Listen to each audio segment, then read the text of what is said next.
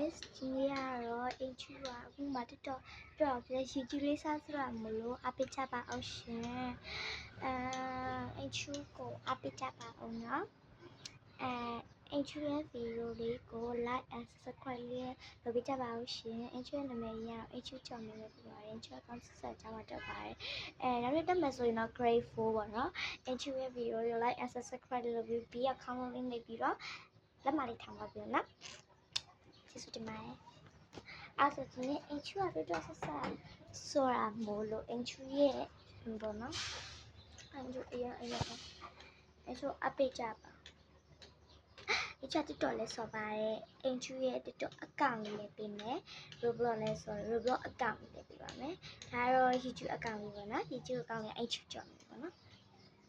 အင်ချူရဲ့အခု TikTok account လေးပေါ့နော်အင်ချူအပိလို့လည်းရပါတယ်အင်ချူ TikTok account ရှိပါတယ်အင်ချူရဲ့ TikTok account လေးရပေါ့နော်ရရှာလိုက်ပေါ့နော်ဒီလေးဟိုအင်ချူအားတော့မသိ A ပြီးတော့လေးကွာဟို Y လေးနဲ့အဲ့ဒါဘာလေးလဲတို့ A လေးလို့ပြောသူ Y လေးနဲ့လေနာမည်အစတွေမှာအဲ့လိုပါတယ်လေ A ပြီးတော့ Y လေးအဲ့လေးနှိပ်ပြီးတော့ EAINT အဲ့နောက်ပြီးတော့နည်းနည်းလေးခွာပြီးတော့ CHUE အင်ချူနောက်ပြီးတော့1225အဲ့လိုလေးရရှာလိုက်အင်ချူရဲ့မျက်နှာလေးကိုတေချာမှတ်ထားပါနော်အင်ချူပုံလေးနဲ့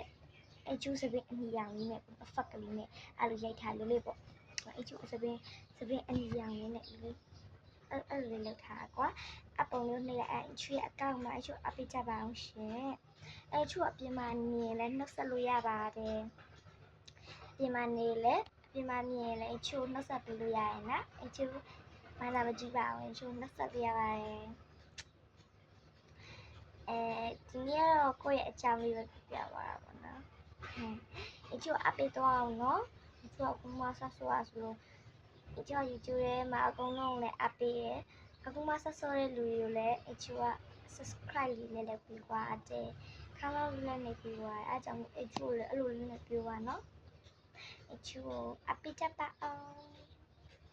ဘလော်လေးလည်းတင်ပြမယ်ပေါ့နော်အရာအကြောင်းတစ်ခုခုမျိုးတင်ပြမယ်နော်အားလုံးချစ်ပါတယ်